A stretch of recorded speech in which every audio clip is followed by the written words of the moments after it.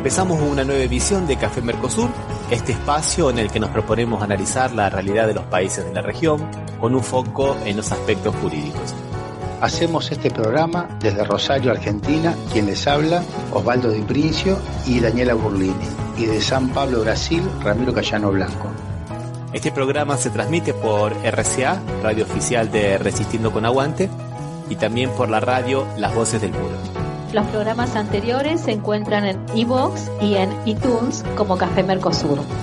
También nos pueden encontrar en www.cafemercosur.com y en las redes sociales, Facebook y Twitter, también como Café Mercosur. Bueno, aquí estamos en otro encuentro de Café Mercosur, el encuentro número 167. ¿Qué tal, Osvaldo? ¿Cómo te va? ¿Qué tal, Ramiro? ¿Cómo estás? Bien, acá andamos bien, el tiempo parece que está mejorando un poco. Bueno, qué suerte. Bueno, antes de empezar, Osvaldo, quisiera mandarle un saludo a nuestra amiga en común y es compañera de la facultad, Adelia, que está haciendo una especie de relaciones públicas nuestras, ¿no? Está dando una mano impresionante y se lo agradecemos muchísimo. Muy importante porque nos permite llevar la voz de gente directamente que está en los temas que estamos tocando, ¿no? Y también quisiera mandarle un abrazo también a Alberto y recordar que nos pueden mandar mensajes al 0054 911 5644 78 57. Lo vamos a decir de nuevo, más despacio, Osvaldo. Dale. 0054 911 5644 78 57. Ya podemos comenzar con la primera noticia del programa. ¿Qué te parece? A ver, Ramiro, ¿cuál es la primera que tenemos? Y es una noticia de terror.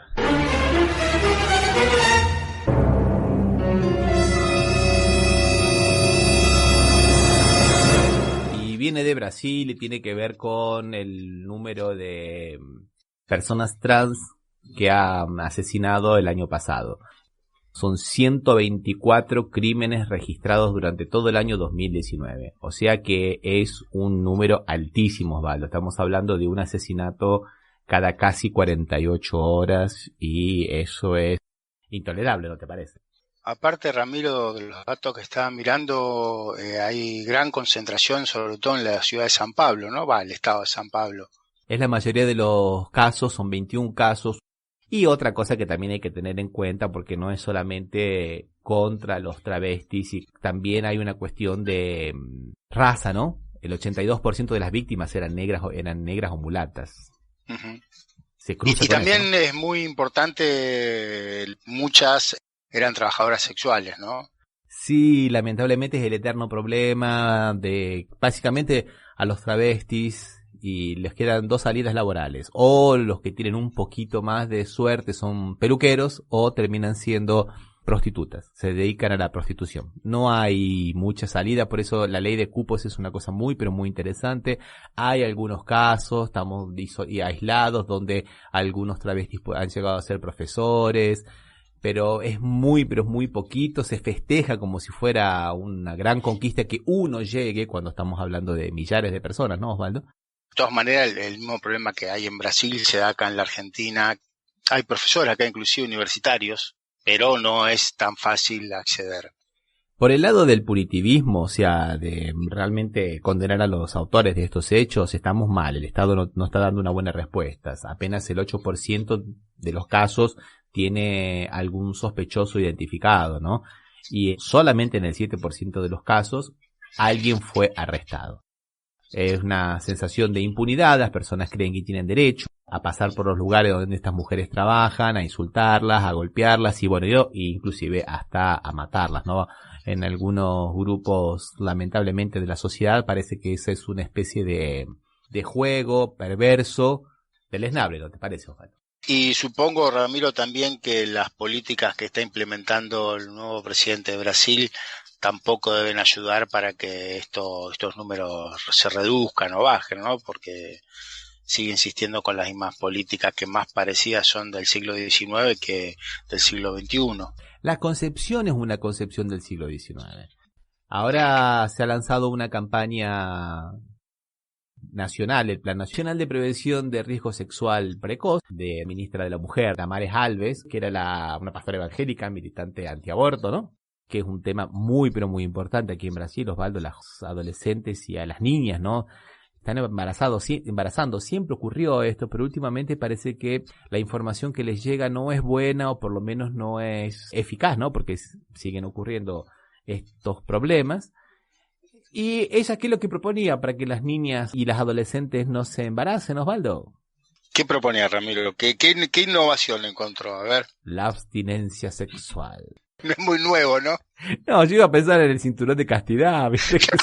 Sí, pero más o menos de la misma época, ¿eh? O sea, la abstinencia proviene, es una manera de asegurarlo cuando el marido iba a la guerra, ¿no? Pero en este caso cumple la misma función. Como no va a la guerra, le pide abstinencia nomás. No tiene necesidad de recurrir al cinturón de castidad. Bueno, recibió una catarata de críticas, como vos te imaginarás, porque no puede ser que esa sea la política de Estado.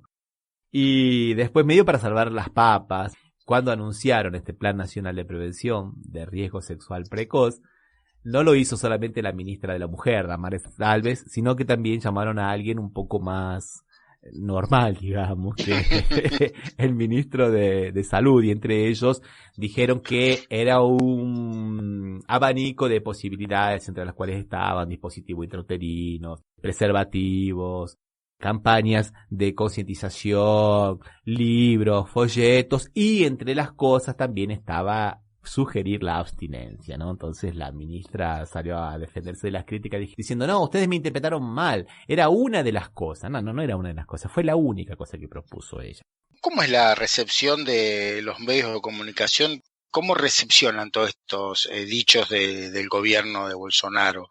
Una parte lo acepta, otra parte se opone, alguno se lo toma medio a risa. ¿Cómo sería más o menos? Esto de Damares medio que fue tomado así de forma risueña y se han dado cuenta que la propuesta era un tanto, no solo que era ridícula, como que también era imposible, ¿no? Porque, sinceramente, sí, en la sociedad hipersexualizada que vivimos, decirle a una chica de 16 años que se abstenga, o un chico de 16 años que se abstenga, no condicen con la teoría de la abstinencia, por lo menos, ¿no? Sí, no, seguro. Una cosa que tenemos que tener en claro es que el sexo vende, lamentablemente el sexo vende, por eso digo que estamos en una sociedad hipersexualizada. Para vender cerveza tenés que mostrar cuerpos masculinos y femeninos, o por lo menos relaciones, flirts, alguna cosa por el estilo, porque es eso lo que es eso. Entonces es muy difícil proponer en una sociedad así.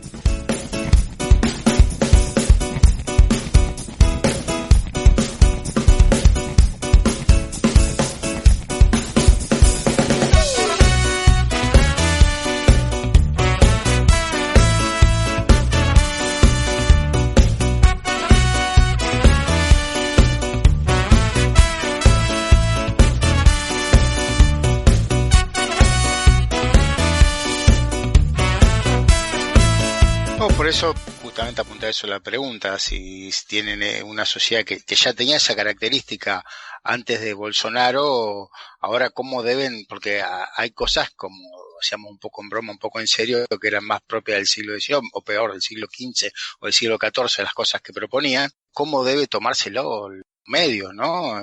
Qué situación difícil, porque muchos aparte deben estar en cierta medida cohesionados porque tienen que tener una política de comunicación que no rompa con el gobierno para poder conseguir pauta.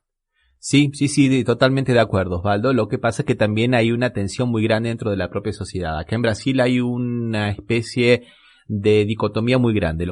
Entonces, mientras unos vemos imágenes del carnaval, que está por comenzar, donde las mujeres andan con plumas y moviéndose con prácticamente sin ropa muchas veces, y eso te lo pasan en todos los canales de televisión. Por otro lado, nosotros vemos que hay una corriente muy pero muy grande de retroceso y pensamiento medieval, que a veces se da de forma más velada, a veces se da de forma más explícita. Por ejemplo, te comento, Osvaldo, para ejemplificar lo que estoy diciendo. Hay una mujer que juega en el límite entre el humor y la verdad, que tiene un personaje muy parecido a lo que en Argentina sería Fátima. No sé si la escuchaste alguna vez a Fátima. No. Bueno, sí, es una humorista, claro, es toda una cosa de humor, que supuestamente es brasilera que vive en Argentina, y que es totalmente fascista. Por eso que es Fachiman, de Fáchima, sí, claro. de Fáchima. Entonces, que esta brasilera hace una cosa más o menos parecida. No es argentina, no, nada que ver, pero digamos que juega en el límite con el fascismo, ¿no? Entonces, pero es un humorista. Y ha publicado, por ejemplo, que ella quería quemar los libros porque en la ciudad en la cual vivía, el padre entregaba para el catecismo un libro llamado Las andanzas de Salomón, alguna cosa por el estilo, que es la parte del Viejo Testamento, ¿no? Entonces Sí, tomaba partes que decía, voy a subir por tu tronco hasta tomar tu fruta. Decía, miren, esto es una apelación al homosexualismo. Bueno, pero era todo broma. Era en broma. Bueno, los mensajes que le da, que decían, no, claro, hay que quemar los libros, hay que proteger las crianzas de esta ciudad. Era impresionante, Osvaldo, es impresionante. Y bueno, y a esto nosotros tenemos que sumarle, por ejemplo, que la semana pasada, en un estado donde gobierna un gobernador que es del partido, del ex partido de Bolsonaro, De Bolsonaro. Que Bolsonaro todavía no ha conseguido formar su propio partido, dictó una lista de libros, inclusive a un autor, un filósofo Alves, de acá de Brasil, pero libros clásicos, por ejemplo, Machado de Asís, que es en Argentina hablar de, por ejemplo, de Hernández, por ejemplo. Uh-huh.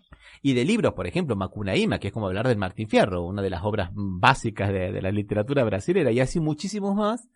Mandó una circular para que sacaran esos libros de todas las bibliotecas escolares porque tenía escenas o contenidos que no eran apropiados para los niños. Se armó un tole, imagínate, Osvaldo, ¿no? Sí, no, seguro, debe haber sido una situación. ¿Qué revolución es para la sociedad brasileña estos tipos de gobiernos, no?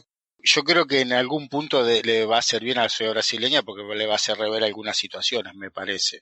Y por ahí el hecho de las reacciones está bueno, porque tuvieron que dar marcha atrás con esta medida, la sociedad se ha manifestado, todo el mundo se ha manifestado, hasta la Academia Brasilera de Letras se manifestó al respecto, y eso ha sido la reacción ha sido positiva, porque demuestra un poco la salud de la sociedad, ¿no? A pesar de que haya algunos que tienen ese tipo de pensamiento. El gobernador no quiso hablar, dijo que le preguntaran al secretario de Educación, y el secretario de Educación, nos toman por tontos, ¿no? Porque dijo, no, en realidad teníamos denuncias. Primero dijeron que no había sido una circular, que era un borrador que lamentablemente por algún motivo se dio a la publicidad. No, mentira, se lo mandaron a toda la escuela. Y después cuando le dijeron eso, no, lo que pasa es que nosotros recibimos denuncia y preventivamente decidimos retirar todos los libros. Ramiro, ¿de un estado de qué zona de Brasil? Estado muy periférico. Claro, muy por periférico. Eso parecería que fuera más práctico hacerlo en función de la experiencia argentina, cuando las provincias o los estados son más periféricos, más alejados del centro. Este tipo de políticas son más habituales y si no se dan a conocer en los medios, pasan, ¿no? Sí, y si pasan, sirven como tubo de ensayo para futuras aplicaciones, Osvaldo. Y bueno, y esto tiene que ver con toda una forma de cómo, de alguna manera, estos gobiernos se meten en la vida de toda la comunidad, Osvaldo, a través de la fake news que han creado muchísimo aquí en Brasil, ¿viste? Bueno, Bolsonaro hizo toda su campaña en la supuesta distribución que hacía el Partido de los Trabajadores de un kit gay, ¿no? O sea, unos libros de educación sexual para que la gente sea homosexualizada por leer esos libros, ¿viste? O que, por ejemplo, que distribuían mamaderas cuyo chupete tenía forma de pene, ¿viste? O que le decían a los niños del jardín de infantes que tenían que darse besitos cortos entre... Del mismo sexo, diríamos, ¿o no? Claro, para que vean cuáles son las nuevas perspectivas. Toda una mentira absoluta, No, bueno, acá también en la Argentina hubo esas mismas versiones. Se ve que el origen de esas fake news tienen la misma matriz, ¿no? Porque acá también se decía lo mismo, Ramiro. Lo que pasa, bueno, que el gobierno de Macri nunca tuvo una posición en el gobierno, no en él, no él como persona, él sí como persona, pero el gobierno no tuvo esa posición tan extrema como parece que tiene Bolsonaro y su gobierno, ¿no? Sin embargo, estas versiones había.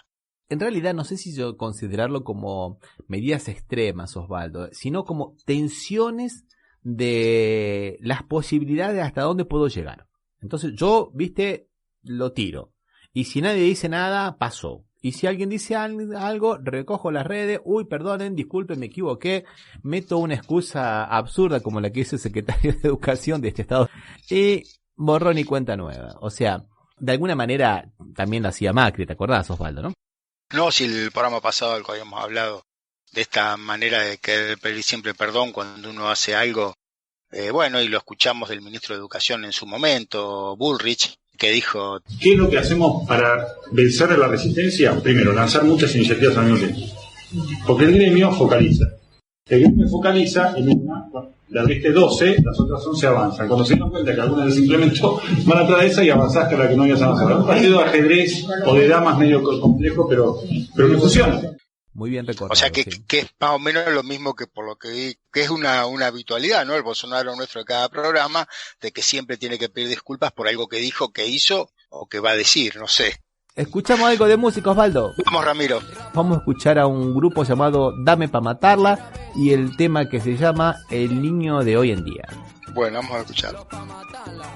El niño de hoy en día, rapapapa, el niño de hoy en día, niño virtual, el niño de hoy en día se porta mal, el niño de hoy en el niño ya es un man, el niño de hoy en día, esa información, el niño de hoy en día, televisión, el niño de hoy en día, te falta más razón, poca educación, demasiada diversión, el niño de hoy en día sabe tecnología, computadora, pornografía, pero no sabe de la ecología. El niño de hoy en día se pierde en la vía. El niño de hoy en día no maneja bicicleta, está en internet manejando escopeta. Lo espiritual se va por la poseta y el mundo virtual se adueña del planeta. El niño de hoy en día se quita la careta, dice grosería, no te respeta. Rebelde sin causa, rebelde sin meta. Le falta un buen consejo y un jabón en la jeta. El niño de hoy en día maltrata a las mujeres después que las insulta, dice que la quiere. El niño de hoy en día solo busca placeres y el niño del ayer se nos muere.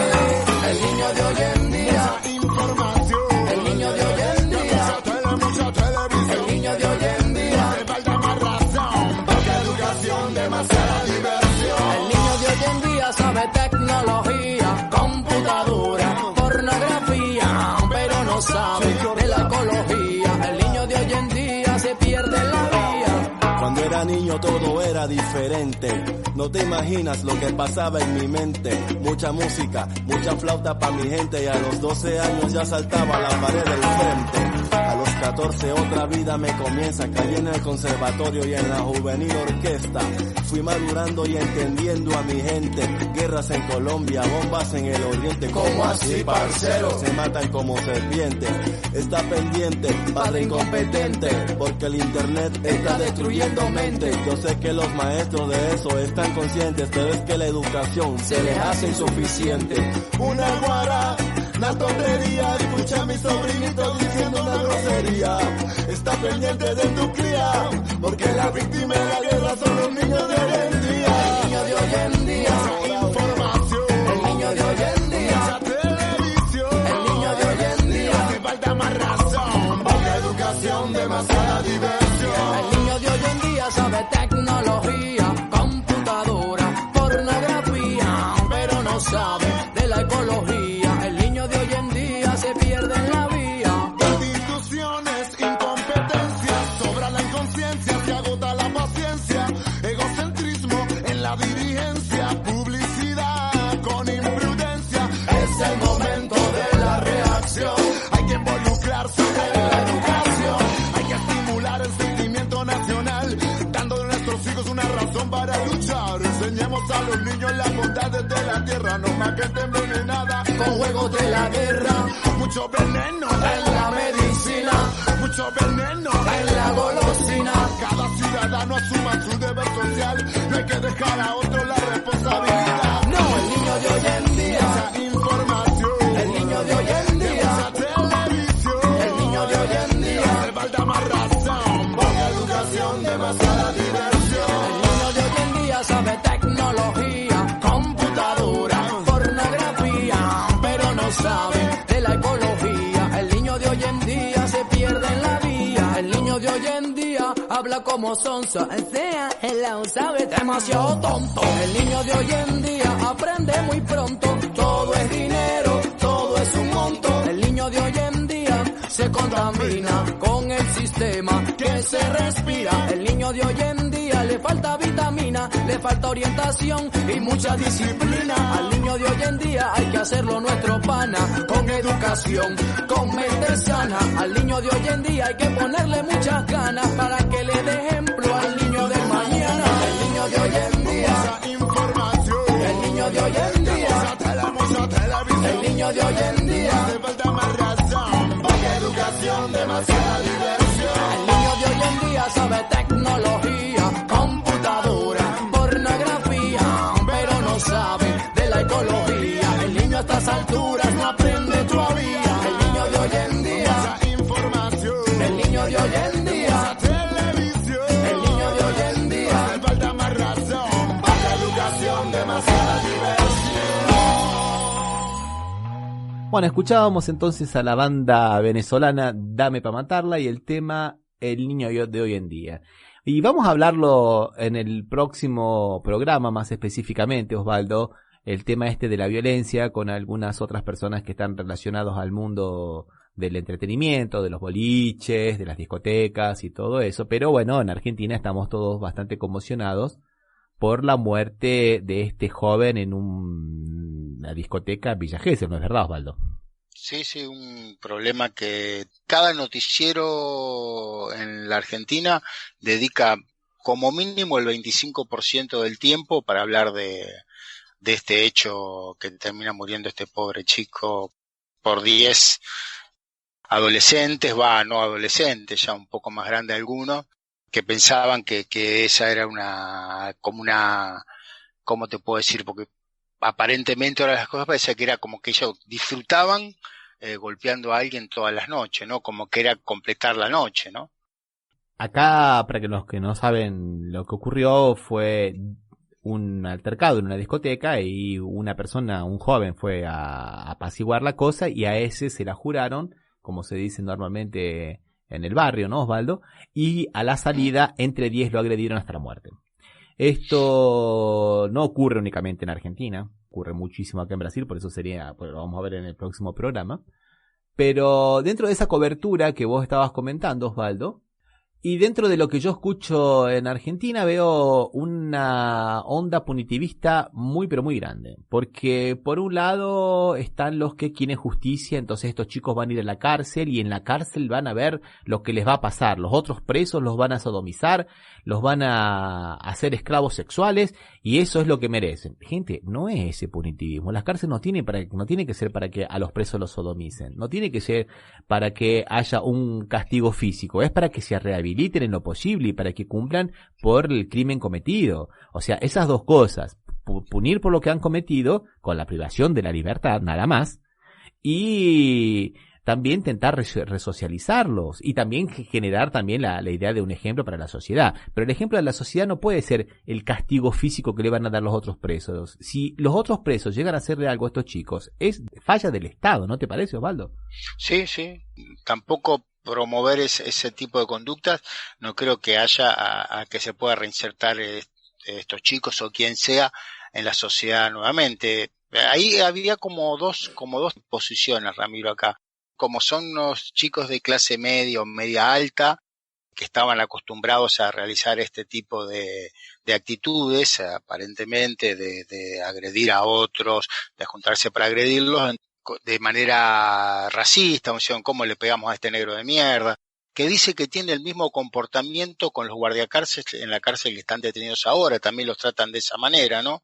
O sea, se ve que tienen algo inserto ya, un chip que hace eso, y por otro lado aquellos que decían, bueno, entonces tienen que ir a la cárcel y pasarla de la peor manera. Yo creo que no, de ninguna de las dos maneras va a resolver la situación. Sí que es necesario rever algo en la educación que está fallando, pero bueno, no sé, ¿en Brasil también es igual, Ramiro? ¿Vos decís también hay este tipo de comportamientos? Bueno, ahí cuando hablábamos de los travesticidios, Osvaldo, de esto que mataran a los travestis, es más o menos parecido. Hay cada vez más violaciones en manada, hay cada vez más agresiones hacia las mujeres. Por eso quería ponerlo en destaque para ver realmente también nosotros, tratar de no parcializar nuestro punto de vista. También escuché en Argentina de que eso es porque eran jugadores de rugby, entonces hay que condenar al rugby, por ejemplo, lo cual es un deporte, claro que es violento, pero debe tener parte, pero no es todo el problema. Yo no veo que todos los jugadores de rugby anden matando gente, por ejemplo, ¿no? Pero seguro, es un deporte de contacto, por ende de violencia, que también tiene, y generalmente muchos de los que lo practican son de una clase media o media alta, que tienen estos mismos pensamientos, pero que es propio de más una cuestión de clase, no una cuestión de un deporte, ¿no? En particular. Inclusive es un deporte que se utiliza para resocializar en las cárceles. Yo creo que más del rugby, la falla está en la educación, que es lo que hablamos antes.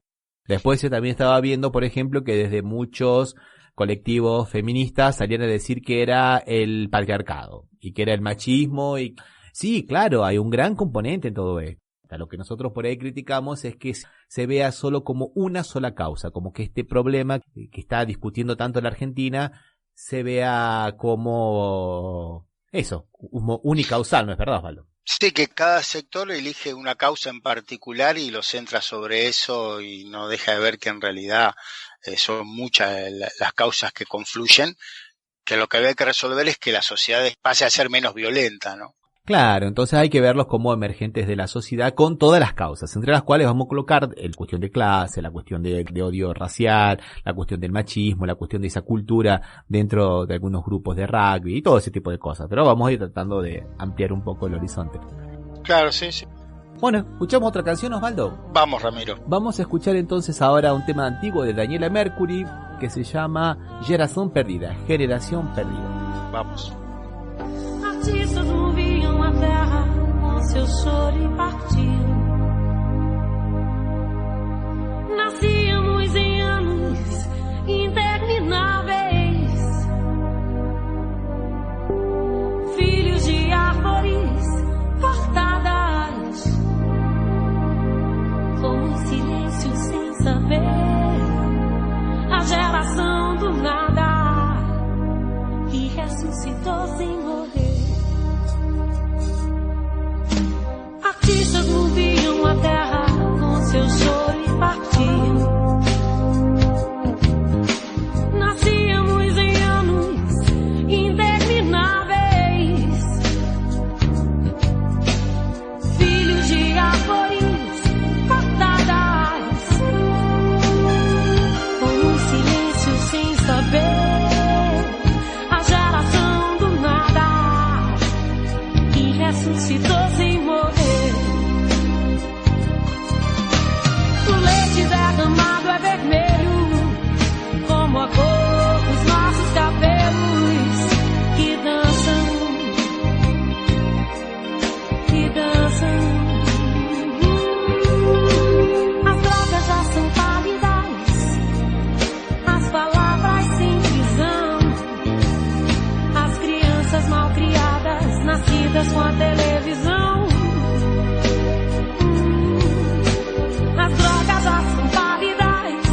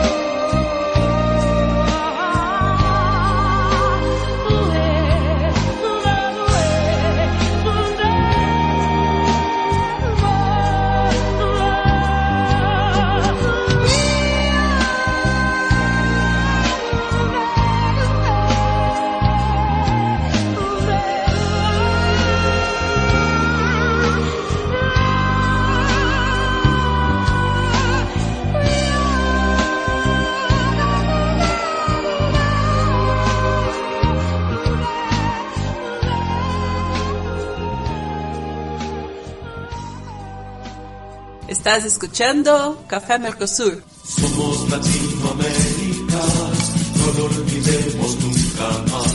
Somos Latinoamérica, no lo olvidemos nunca más. Somos Latinoamérica. Bueno, la vez pasada vos estabas hablando, mejor dicho, Osvaldo, de las netbooks, ¿no? Sí, sí. Del gobierno argentino que las había dejado, el anterior gobierno las había dejado en un depósito en Tortuguitas, pero eso tenemos actualizaciones ahora, ¿no, Osvaldo? Primero, bueno, que las netbooks, el riesgo que tenían, y aparentemente lo que pasó es que se habían sulfatado las baterías. Y esta última semana se encontraron 500.000 de libros que el macrismo no repartió en las escuelas, que eran para las escuelas públicas y no se repartieron. Muchos eran del gobierno anterior y algunos también de este gobierno. Así que se iba a hacer un análisis de por qué no se repartieron, cuál es la razón, si no había ningún inconveniente, repartirlas, pero eso vuelve a poner en el tapete el sentido que le daba el gobierno anterior a la educación pública, ¿no? Que no se tenía como idea promover la educación, sobre todo pública. Exactamente, Osvaldo, y vos sabés que eso lo tenemos que relacionar con esta actitud que tomó el gobierno de Roraima de quitar de las bibliotecas, retirar de las bibliotecas a los libros, o sea, uno los retiramos, otro no se los damos, ¿no? También sirve para la desinformación general y para la falta de espíritu crítico, y eso hace con que la sociedad sea un caldo de cultivo bastante propicio para la fake news, como habíamos dicho, y también para la manipulación mediática y el discurso fácil y las cosas fáciles.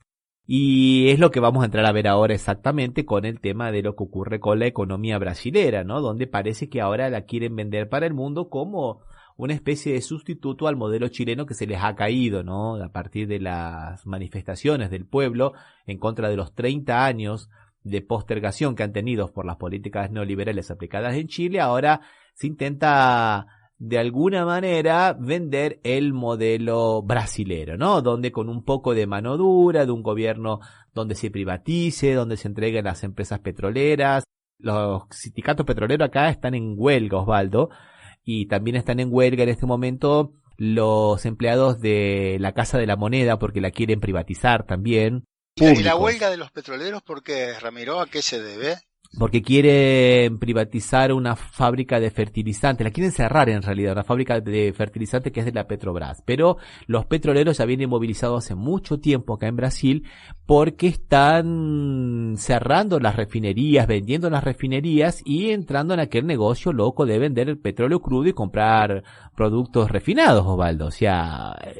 un retroceso, primarizar la economía, sacamos el petróleo, vendemos eso y compramos lo elaborado, siendo que la frutilla del negocio, la frutilla del postre es la elaboración del petróleo crudo y vender el petróleo refinado o los diferentes subproductos como los aceites y todo eso.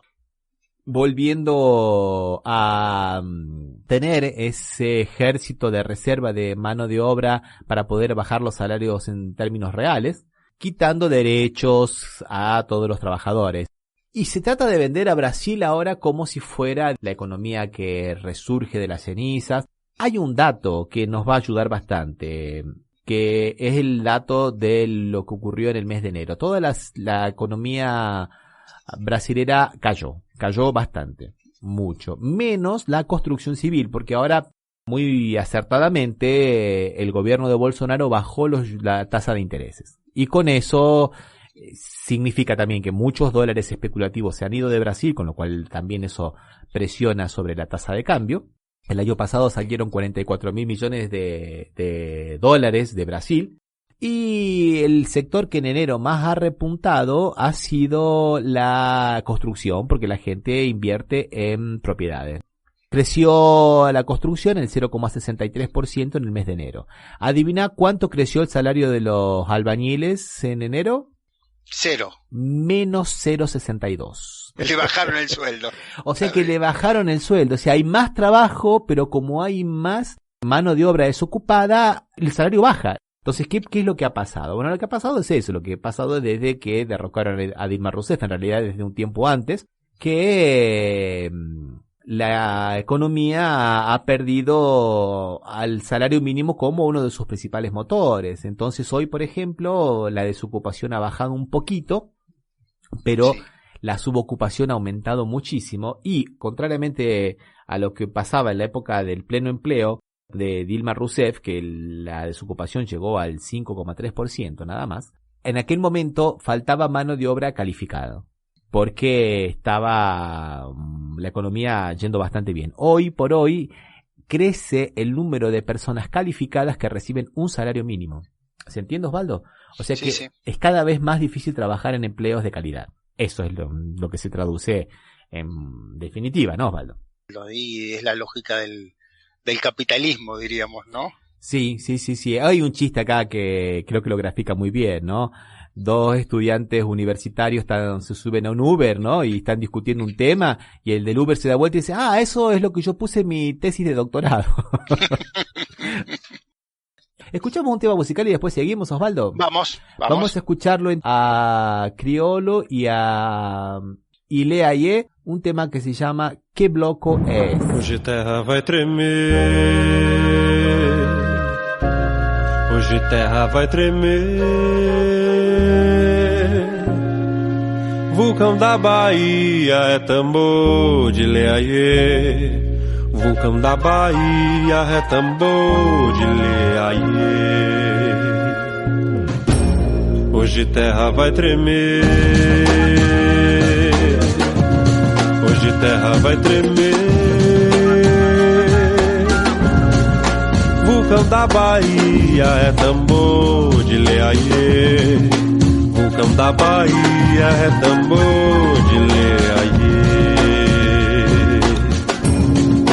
Onda tora na pedra, a pedra não segura mar. Quem segura mar é lua, num agrado pra Iemanjá. Liberdade é um bairro que a alma quer visitar. Lave a boca, limpe os pés na pisa que for levar. Somos crioulo doido, somos bem legal. Temos cabelo duro, somos black power. Somos crioulo doido, somos bem legal. Temos cabelo duro, somos black power. Que bloco é esse? Eu quero saber. É o mundo negro que viemos mostrar pra você. Pra você, que bloco é esse? Eu quero saber.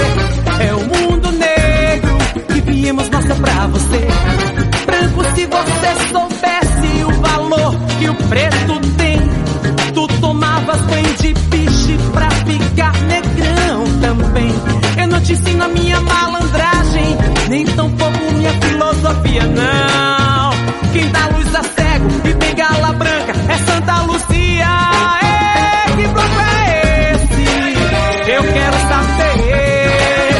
É o mundo negro que viemos mostrar pra você. Pra você, que bloco é esse?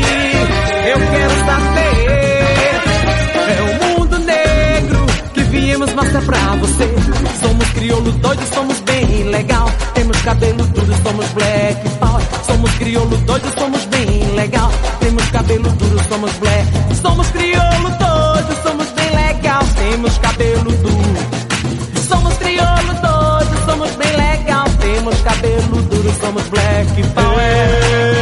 Eu sou filho de preto, sou brasileiro.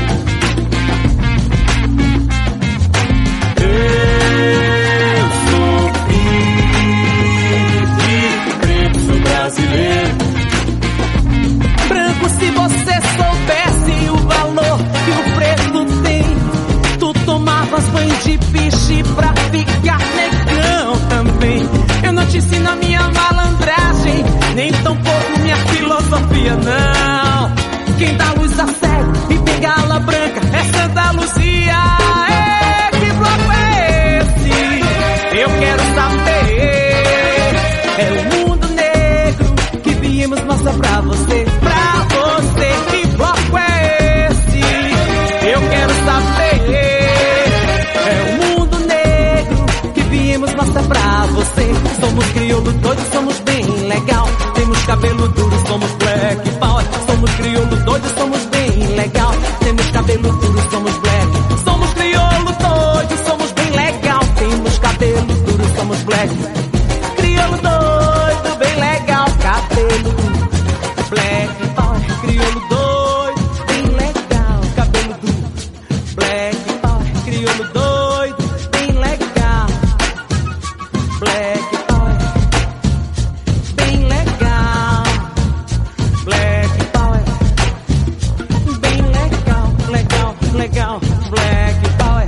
Bueno, decía yo que la están queriendo vender Brasil como el nuevo modelo a seguir. ¿Qué te parece si lo escuchamos a ese economista que vos tanto nombrás aquí, que habla maravillas de Brasil, que se llama Gustavo Segre, ¿no, Osvaldo? Segre, sí.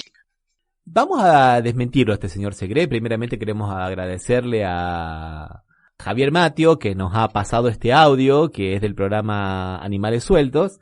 Y vamos a ver cómo ellos van construyendo un relato mentiroso para imponer este nuevo modelo, ¿no? Vamos a escucharlos, Osvaldo. Vamos. Bueno, dale, conseguís como una empresa al año. Vos como una empresa conseguís al 12% al año. Bueno, dale, inflación. 3,29 este año debe terminar. PBI. Te digo la de septiembre, 0,04, la de octubre 0,16. Dale, PBI. Debe crecer 1% este año y a partir del próximo año, con todas las reformas, arriba del 2%. Dólar. El año pasado 3,84, 4 reales por dólar este año. Y esto que ves acá es la proyección del Focus, que es el informe del Banco Central para el 2020. Dame una placa. Che, ¿nos vamos a poner un negocito grosino?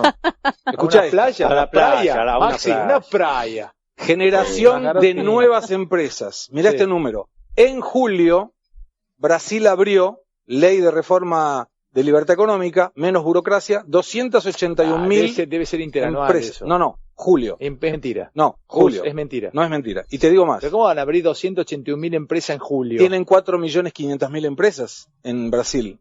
¿Estás cagando? Es otra ¿Sabés? No, sí, es otra. ¿Sabés? Pero hacelo en proporción, Ale. Lo mal que me están poniendo estos muchachos. Proporción. Sí. ¿Cuántas empresas tiene Argentina con quit? 814.000 existen. Brasil en un mes abrió el 35% de todas las empresas que existen en Argentina. ¿El riesgo país?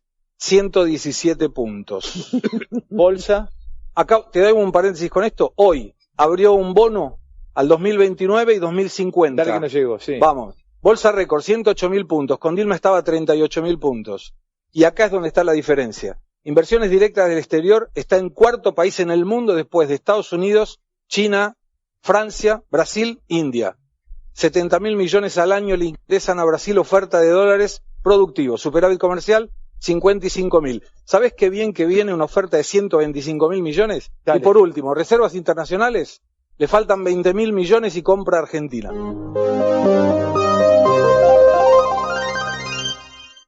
Bueno, Osvaldo, acá desmintiendo tenemos para hacer dulce de leche, como se dice en Argentina, ¿eh? Eso. A ver. Lo primero que te aclaro, bueno, es la inflación que dice que fue del 3,29% y sí es verdad, la inflación está realmente bastante baja, hay muchos precios que están reprimidos y lo que ocurre un poco en Brasil es lo que ocurría en Argentina en la época de lo final del menemismo, que suben las tarifas públicas, suben los productos del Estado, sube el combustible, pero empiezan a bajar los servicios, porque cuando la economía que estaba recalentada comienza de alguna manera a entrar en crisis, lo primero que baja es el precio de los servicios, ¿verdad? Por ejemplo, hace 3 años atrás, en un barrio de acá de la zona al este de San Pablo, el peluquero más barato costaba 30 reales. Hoy encontrás hasta por 6 reales, porque los peluqueros no tienen a quién cortar el pelo. O sea, eso hace que caiga la inflación. Pero los productos básicos de alimentación suben, la canasta familiar sube, el transporte sube, la gasolina subió. Y eso sabemos muy bien la incidencia de los combustibles en toda la economía, ¿no, Osvaldo? Sí, sí. Está bien que la inflación está baja, pero eso no significa que esto sea la panacea. Después hablan del PBI del 1%. Ya habíamos dicho nosotros en febrero del año pasado, hace un año, que el pronóstico del FMI era que iba a crecer el 2,2%. ¿Te acordás, Osvaldo? Sí. Y que yo te dije que era mentira, que ellos siempre hacen lo mismo, siempre el mismo juego.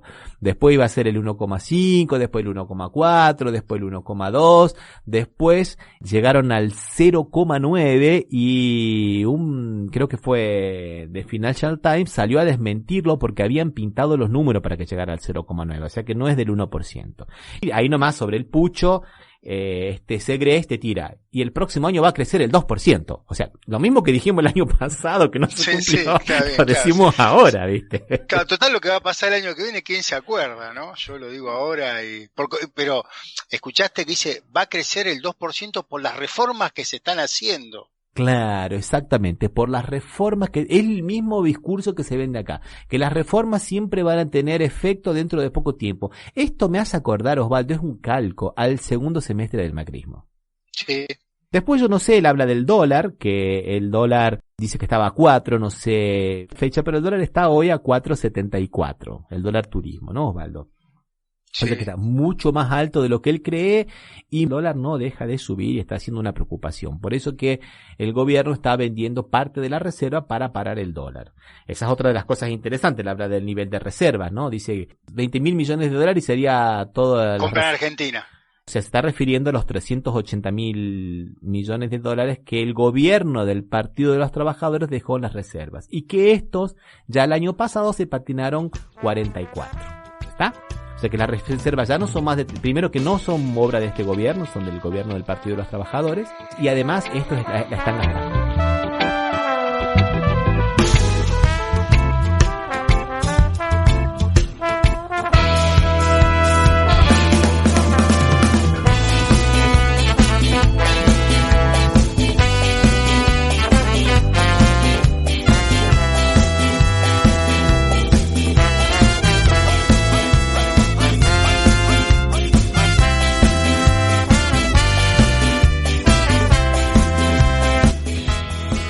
Están hablando también de la generación de empleos, ¿no?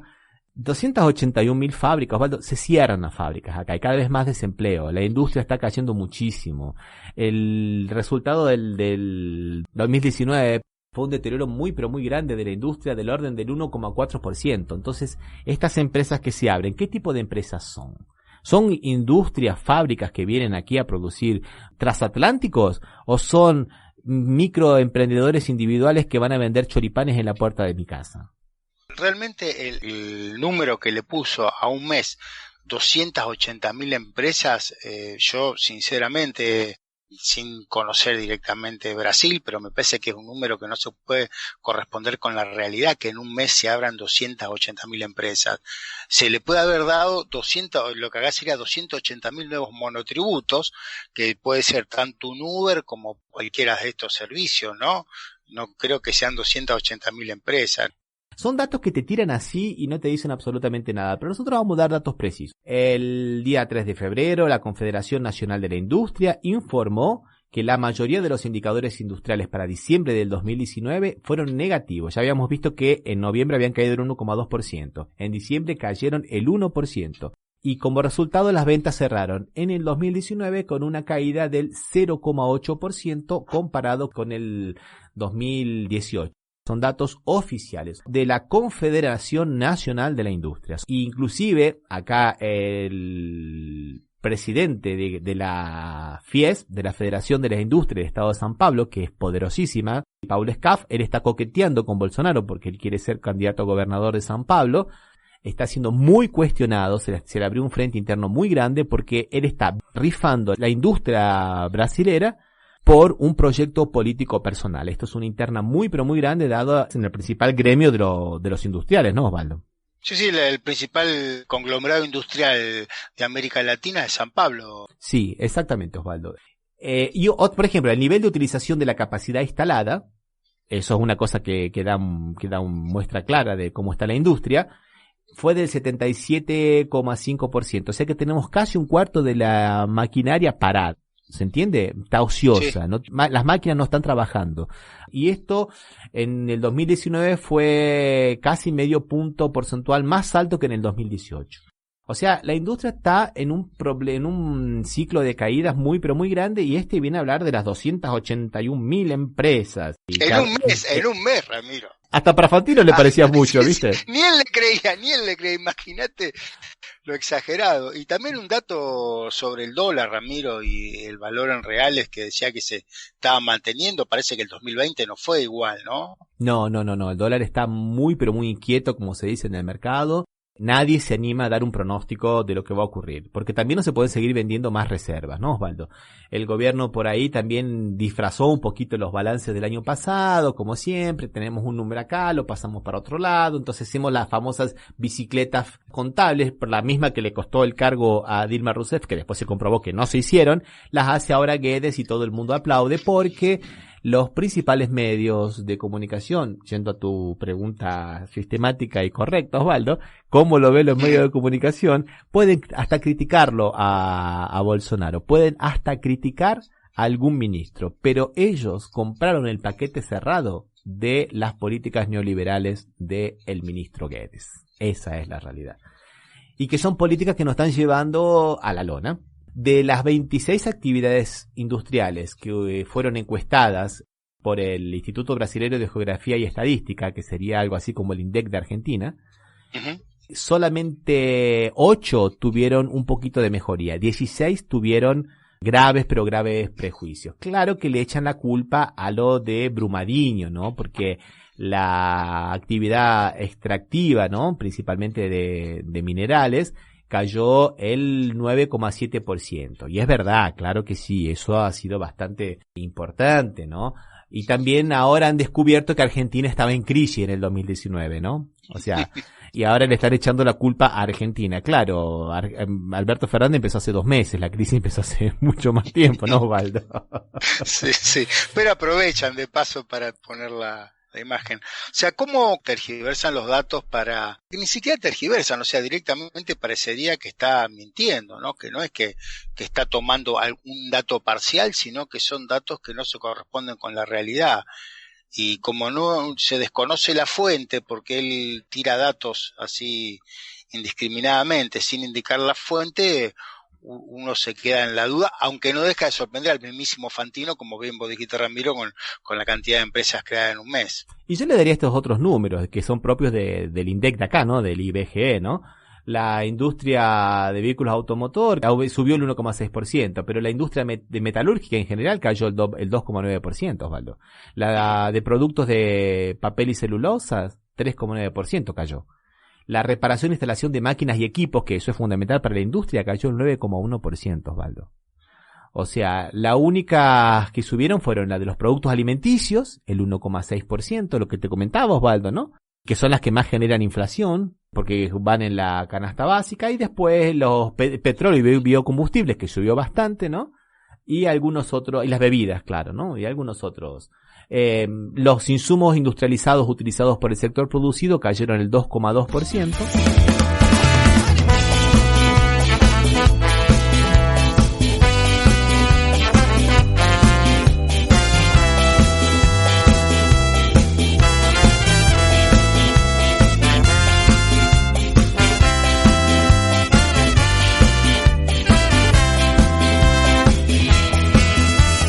Hay otra de las últimas cosas que me gustaría desmentir, es el índice de la bolsa de San Pablo, ¿no? Del Bovespa, del mercado de acciones, que él dice que llegó a 108.000 cuando él lo dice, que eso me imagino que debe haber sido en el mes de diciembre. En realidad hoy está en 113.000, y él dice que en la época de Dilma Rousseff estaba en 38.000. Bueno, ahí lo que pasa es que la bolsa sabemos que tiene un gran componente psicológico, ¿no? Cualquier persona que quiere invertir en la bolsa compra en los kioscos el primer librito que dice ¿cómo invertir en la bolsa? Y le dicen, cuidado con el efecto manada. No compre cuando todos compran, no venda cuando todos vendan, los rumores, esto, que aquello, bueno. Y la bolsa en la mejor época de Dilma Rousseff en el fines del 2014 llegó a 79.000 puntos. Después, cuando viene la crisis política, ahí en algún momento llegó a menos, pero no sé si llegó a 38.000 en algún momento. Me parece que no, Osvaldo. Me parece que llegó a 56.000, no a 38.000. Y bueno, y después ahora, a pesar de todos estos números, la bolsa sigue subiendo. Y para que nosotros veamos ese componente psicológico y especulativo, básicamente, de la bolsa, vimos que la industria extractivista, por lo que ocurrió en Brumadinho, cayó el 9,7%. Sin embargo, las acciones de la Vale no cayeron en el año, sino que subieron. ¿Se entiende, Osvaldo? Sí. Un despilfarro de números hace Claro, es como todo, según los números que uno elige tomar. Y después cómo los lee, ¿viste? Es la construcción de la narrativa que él hace. Y esto es lo que hace en Brasil constantemente los medios de comunicación. Este hombre tranquilamente podría ser comentarista de la Red Globo, por ejemplo. También me acordaba que en su momento lo que decían también con el primer gobierno de Lula, lo presentaban acá como la contracara del gobierno argentino, ¿no? En ese momento el presidente era Néstor Kirchner, y acá un poco están haciendo lo mismo, ponen a Bolsonaro como la contracara de Alberto Fernández, porque esta avanzada así de la publicación de datos de Brasil empezó recién en septiembre o en octubre del año pasado, ¿no? Antes no se decía nada. Ahora, para poder como la contracara del gobierno argentino. No sé si será con ese sentido, pero parecería que fuera así, porque ya se hizo lo mismo con Lula, que después en Lula resultaron los datos se correspondían con la realidad, porque realmente produjo una revolución en Brasil y permitió que un montón de gente accediera a la clase media. Es así, Osvaldo. Y por último, la última cosa que me gustaría desmentir es que este hombre habla de un superávit también en la balanza comercial. Bueno, en el 2019 no hubo superávit, sino todo lo contrario. ¿Por qué? Porque no se le pudo vender a Argentina como se le vendía anteriormente, ni autos ni productos manufacturados, ¿no? Y como consecuencia normal, lógica y fatal de la primarización de la economía, se siguen vendiendo commodities de productos primarios y no de productos elaborados, los cuales se importan, ¿no? Entonces, ¿Y el principal mercado de Brasil sigue siendo China, Ramiro? El principal mercado sigue siendo China, con lo cual ahora va a tener que reajustarse, porque con este tema de la fiebre del coronavirus, China posiblemente no tenga la participación en el comercio mundial que se tiene, o por lo menos eso es lo que están pronosticando muchos economistas. Yo creo que muy exageradamente también acá, ¿no? Y después viene Estados Unidos y después viene Argentina. Pero Argentina es el principal importador de productos manufacturados, Brasil.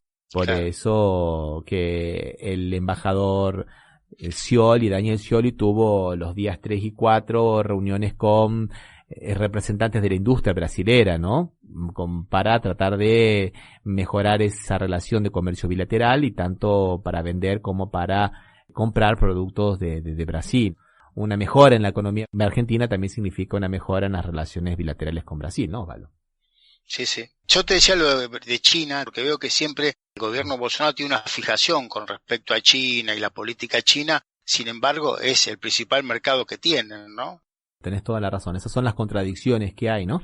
Y tiene por ahí un alineamiento tan grande con Estados Unidos, cuando con Estados Unidos Brasil tiene una economía que no es complementaria, todo lo contrario, es competitiva. Entonces, los primeros roces que tuvo contra China significó que Estados Unidos le vendiera más productos a China que se los podía haber vendido el propio Brasil, ¿no? Como soja, claro, por ejemplo, y algunas otras carnes. Y también ahora esta posición que tiene a favor casi unilateralmente de la política de Israel con relación a Palestina está significando que países como Irán, que compran muchos productos de Brasil, dejen de comprarle, y se está especulando que posiblemente el que le provea esos productos sea la propia Argentina. O sea, estamos siempre dentro de un contexto internacional bastante complejo, y este gobierno, en forma de manejarse de una forma pragmática para beneficio de todos los brasileros, se dedica realmente a tener una política exterior ideologizada, absolutamente sesgada, y que no favorece los negocios, ¿no, Osvaldo? Sí, parecería muy alineada con Estados Unidos, lo que rompería la tradición de la política exterior brasileña. Históricamente ha tenido una política exterior no alineada, diríamos, con sino que muy dedicada hacia adentro, ¿no? A Brasil. Así es, Osvaldo. Bueno, creo que hemos dado un buen panorama de las mentiras de estos neoliberales que andan contando historias fantásticas por el mundo, ¿no, Osvaldo? Sí, que se dedican a contar los beneficios de pertenecer. Bueno, dejamos por aquí entonces, y recordamos que este programa lo escuchan en la radio Las Voces del Muro, www.lasvocesdelmuro.net. Que nos pueden seguir en las redes sociales Facebook y Twitter como Café Mercosur. Y visitar nuestra página cafemercosur.com, donde vamos a poner algunos artículos relacionados con esta fantasía de la economía brasilera. Un abrazo, Osvaldo, hasta la próxima. Un abrazo, Ramiro.